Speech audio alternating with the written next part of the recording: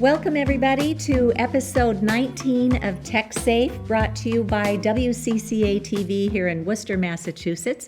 We are so grateful for our local cable stations, who are perhaps one of the last bastions of independent reporting left in our communities. So we're very grateful to WCCA for giving us this opportunity to teach you about wireless risks and safer technology solutions. With me here today, I am so honored to have our next guest. Her name is Leonore Alaniz, and she is from Turners Falls, Massachusetts. And she has a very unique experience that she's dealing with right now in her housing. Leonore lives in subsidized housing, and there are some electromagnetic fields that have caused her health to really be compromised. So, Leonore, welcome, and thank you so much for joining us today. First, let's start with, how did you come to learn that these certain man-made energies in the form of electromagnetic fields could be harmful to our health? Be happy to answer that. Hello, Cece. It's so good to be here. Thank you for the invitation. I came to this topic when I met Patricia Burke many years ago, and I do not remember why, but she came to my house in Leverett, where I lived at the time, and told me about the fact that she is electro-hypersensitive. And she picked up immediately dirty electricity or fluorescent interferences from light fixtures, and educated me right there on the spot about things I had never heard about before. Subsequently, I joined some meetings in Amherst that she was still able to attend and lead. And being a person that is interested in our health in general, eating organic as much as possible, and living a healthy lifestyle, of course, why would I not include environmental toxins as a possible threat and want to shield myself and not be exposed? So one thing led to another, and it was like opening a Pandora's box. And the longer I am involved in it, also, of course, with the thanks of Massachusetts for Safe Technology, the books, the webinars that are offered, books in the library, even I discovered here in the Massachusetts library system, it is such a rich topic that is intimidating at once, but also a real aha moment where we are today as a society, that we cannot take this technology for granted and just use it and not ask where it's coming from. You are so right, Leonore, and none of us ever imagined that we would have to address technology safety. I want to remind our viewers that twice a month we do free public education webinars out at Massachusetts for Safe Technology. That's MA, the number 4, safetech.org. Sometimes when people fall down the rabbit hole with this issue and start getting sick, they're the only person they know who has figured this out, and it can be a very, very lonely journey. So we've done a lot of research over the years, and we've compiled it into a very easily accessible and easily understood format, both with the resources on our website, plus these free webinars that we do twice a month. So please know there's always a very credible, highly scientific-based source for you to gather this information. And then once we know better, we may choose to do better. So, Leonore, tell us where you are right now with your remediation of the electromagnetic fields in your environment. Yes, I would like to point out I'm dealing, to my surprise, with two.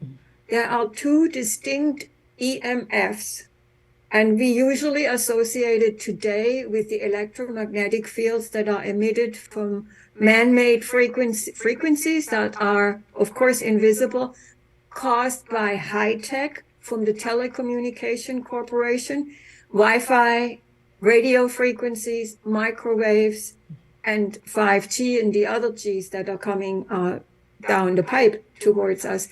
I deal also with electromagnetic fields, one large one that is originating from the basement, basically between below the floorboards of my apartment. And that has nothing to do with telecom. It has to do with improper wiring of circuitries of wires that service the infrastructure of an apartment building with 31 units. So I slept on top of the wood, and I was sensitized to the EMF from my next door neighbor, because I shielded my own router and hardwired my own computer and did everything I could to protect myself and my neighbors from the EMF, meaning, but I still had massive exposure. I could feel it when I was in the apartment, and particularly in hotspots. Now, what helped me too is, before I moved into this housing here, I bought, this is now probably close to 7-8 years ago, an acoustimeter, because Patricia curve, they said you got to get a meter. So I bought that, and it was a really good investment, and it immediately informed me what was going on. So I could measure my apartment even after I had done certain remediations, which I would be happy to explain what that all is. So it's a boatload of stuff I did do. Now I'm at the point where I am tenting. That's the upshot. I'm sleeping outdoors because I cannot escape the electromagnetic field from the basement. There is no way for me to shield against. And the housing authority of Montague have gone into the basement with the Montague contracted electrician, and they say everything is hunky-dory, it's fine. The other EMF from my next door neighbor, however, I feel that I can have ways to remediate that. There are ways to shield it. I just have to learn how to do that, because it may involve grounding, like with a Faraday cage and so forth, but it interferes possibly with the EMF from the basement. So I'm caught between a rock and a hard place. So what would it take to fix the electric and magnetic fields that are emanating off of the wiring in the basement? So this was a new area for me too, in learning that, first I fell down the rabbit hole talking about the wireless radiation, the pulses of spiked microwaves. And then I learned that there are other man-made energies. So typically in commercial buildings, they have shielded and grounded wires that don't emanate this electric field and this magnetic field off of the wires. But quite often in residential areas, the code does not require shielded wires. And so there's no foil liner around the wires to keep this electric field and magnetic field from emitting into 6 to 8 feet into the room where we live. And a lot of people, as you noted, have become sensitized to that, and then they start getting sicker and sicker. So, Leonore, can you describe for us what symptoms you experienced when you were exposed to any of these man-made frequencies? Yeah, they differ. The Wi-Fi for my next door neighbor, which is caused by a cordless phone. She has 2 stations. The cordless phones are absolutely yeah, it's like bad. having a little cell tower right in your own room. Yes, right? it's horrific. And I can get, if I stay in the living room where the big base is on the other side of the brick wall, I can get dizzy. I lose my sense of balance. I would get hot flashes, heart palpitations, and a general feeling of unwellness. It's like almost breaking into a sweat, but not quite. Yeah. It really affects the circuitry of the body. Now, the other EMF, I did not know that until the building biologist came here and detected that with the Gauss meter from the basement. That I knew something was off, but I didn't quite know what. Yeah. And I can describe it. I felt that the circulation in my feet and in my legs was greatly compromised. And I a year ago, getting varicose veins very fast. Like within a week, I can see that the veins in my legs are so compromised. This is not, this, no, the doctor then said, oh, this is just average aging. I will say I'm in my mid-70s. It's not, because I live a very healthy lifestyle, and it began after I moved here. So there's a tingling in the feet. Now I can't walk anymore barefoot. In the apartment, I wear rubber soles in the hope that it alleviates it. But the giveaway was also in order to get away, I slept in that part of the apartment which had the least on the acoustimeter. Very low readings, but it was exactly on top of that infrastructure. And when the building biologist came, he said, you sleep on the worst spot. And the reason why I had pain levels on a scale of 10 up to 5 and 6, it grew worse and worse and worse. I live here since 3 years. As soon as I didn't sleep anymore in the foyer, basically on the floor, cushioned by K-block, thick wool pads, as soon as I moved my bedding onto a cot, because he said you have to sleep at least 12 to 15 inches off the ground, where the EMF field then is dissipating. When I moved my sleeping, the pain was gone. Isn't that incredible? It is incredible. Yeah, so these invisible exposures, unless we know enough to bring in a professional who has the right equipment, or unless we can afford to invest in it ourselves, we would never know that there's an invisible environmental exposure that's taking us down. So first you moved your cot, or you moved off the floor and onto a cot. The cot is still in the room here, but I don't sleep in it. I sleep now on a rock ledge behind the apartment building. Outside. Outside in a tent. And there's a cocoa coir that has latex. I sleep very, very sound every night. I even fortified the tent against water seepage now. So I have to come to a solution what I do indoor, because having a snow load on a tent is not an option. Right. Oh, Leonore, I am just heartsick that this is how you're having to live right now. So according to the engineer / building biologist who did the report on your living conditions there, what is the solution? What can be done? Yeah, you asked me that. What can be done about this wiring? The electrician who is contracted is an independent contractor for training. I can say that safely, to diagnose what happens. And it's not only the shielding of the wires, the building biologist and the book that I purchased, it's this. It's blurry on the camera. Can you just read us the title? Okay, I will. Tracing EMFs in Building Wiring and Grounding. And this is the work of a man by the name of Carl Riley. He remediated a public school in California where the children's behavior was going off the charts. And one smart person figured out that this could not be anything else but an environmental toxin. And they hired Carl Riley, who died a few years ago, but he has many devotees who learned from him. It's a 45-minute video on YouTube that can be watched by any electrician. This book here, I think it was $20 or something, and I got it from a Massachusetts-based scientific. It's in my notes here. Was it Magnetic Sciences? Yes.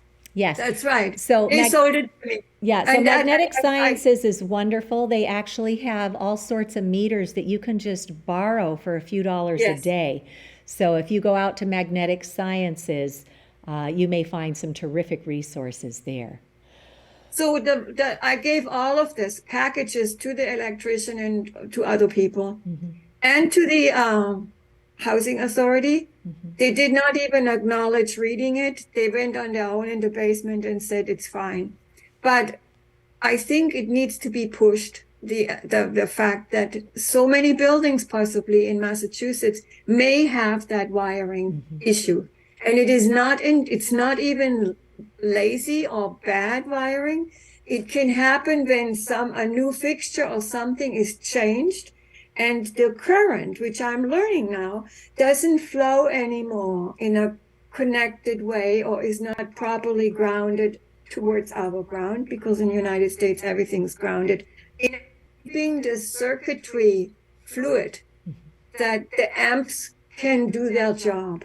And when in these boxes in the basement, on the ceiling often, when there are couplings and this flow is interrupted, then the electromagnetic field is also just happening to various degrees. And that's all over the apartment, and it spikes. I want to say that if anybody gets it measured, I borrowed then the Gauss meter from the company Magnetic Sciences on a per diem basis, because I wanted to double check, and I photographed with my camera the readings of the Gauss meter, because I didn't get that part from the building. We forgot to do that. So I have it 16, 17, and 18 milligauss, which is 17, 18 times more than that we should have. Oh, so it should be down in the 1 to 2 range? Yes, one, yes. So viewers can go, we are very lucky in these people at Magnetic Sciences in Acton. Yep. Super helpful. Excellent. Excellent. So having this knowledge, having this data that you've collected, having videos of the Gauss meter showing that it's off the charts, you then took that to the building authority, right? The woman who runs your housing facility there. You didn't get anywhere there. They brought in their own electrician who probably hasn't been trained on how to remediate. The same, because he's responsible for Montague. The same man. Okay. And so then I understand you also reached out to your state senator. Yes. And tell us about that. Yes, this is Joanne Comerford. She is quite a people-oriented woman whom I met on behalf of other environmental issues. So I felt very good about contacting her office and her assistants. And the first call was, who is the mothership? Who does Montague Housing Authority report to? Because I was only given a name, no phone number, and no person. And when I called there, their telephone system with 9 mailboxes is in shambles. So I could not get a name, and I made many attempts. They don't work, these mailboxes, and they're usually dealing with homeless issues, people who are out on the street and who need desperately housing. So they're probably overbooked and have not the manpower to deal with a request like mine. But I called Joanne Comerford's office and I said, I'm not getting any person. Whom do I talk to on behalf of public housing, subsidized housing, and health issues? And the office gave me a name and the phone number, which Montague Housing denied to give me. So that was then recently I let them know, because Joanne Comerford put out a public call to her constituents. How can we help you? What is on your radar? What issues are you interested in? Let me know. That's how Joanne works.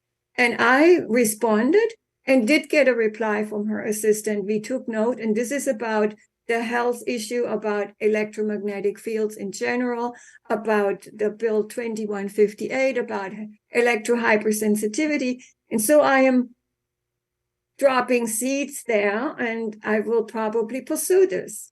Yeah, I will say that usually the senator or the staff members come to the district for local office hours. So I think that if you go there with your meters, with your data, and you're such a lovely person, you know, you always come heart-centered with your brain following right behind with the facts. So sometimes when you can sit down with a person and talk to them eye to eye and let them really understand what it is that you're talking about and demonstrate it for them, then they may be more motivated to be able to help you. So if you get the opportunity to go to local office hours, that might be a good thing to do. I haven't heard of that. Yes, I will I will pay attention to that, yes. Yeah, and you mentioned the other bill. I believe it was the registry bill. Is that the one that you just referenced? So we have a bill here in Massachusetts that was introduced because a lot of people all around the Commonwealth are getting sick and they don't know what is causing these symptoms, or they get so sick and their doctors can't figure it out, and so they wind up having to do their own research on their symptoms, and then they come up with this diagnosis of electromagnetic illness. And so we have worked with, I believe that bill came from Representative Patricia Farley Bouvier, who has Pittsfield in her district. And some of us know that out in Pittsfield, Massachusetts, Verizon put a cell tower on top of a neighborhood. And the day that it was turned on, a little girl came downstairs and said, "Mama, my head really hurts and I feel all buzzy inside." And it turns out that there were 17 people, children and adults, in that neighborhood who got so sick they had to abandon their homes. And it's been a long battle out in Pittsfield. After a year and a half of these citizens trying to teach their mayor, their city council, their Health department. board of health, health agent, after a year and a half of bringing the facts and the experts forward, the mayor and the city council finally said, "Okay, Board of Health, you better investigate this."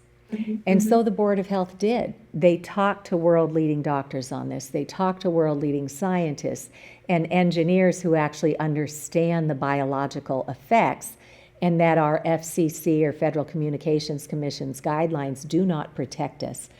And that the FCC has been sued for ignoring 11,000 pages of scientific evidence of harm on this.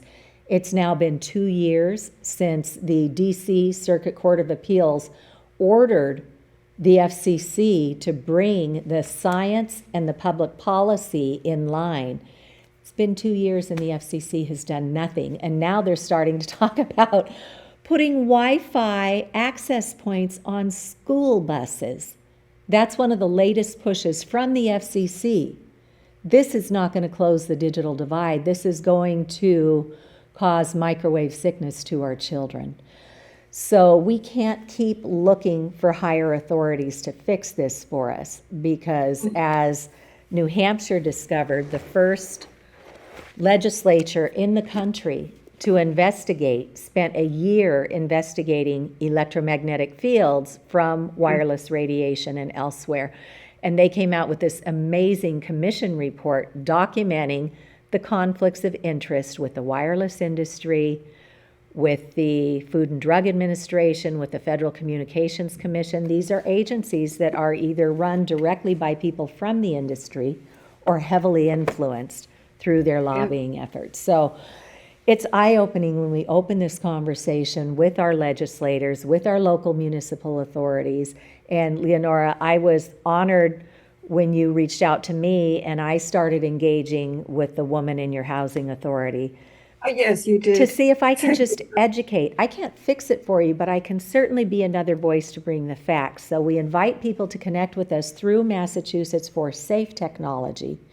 And this is how change happens, is when citizens get involved, because there's no cavalry coming to protect you and I. The industry got their disinformation campaign out way ahead of us. So our towns have only been told you have to have heat from a device to have harm. And now we have literally thousands of studies saying, yeah, heat is bad, but look what's happening at the non-thermal level too. So you don't have to have heat to have harm.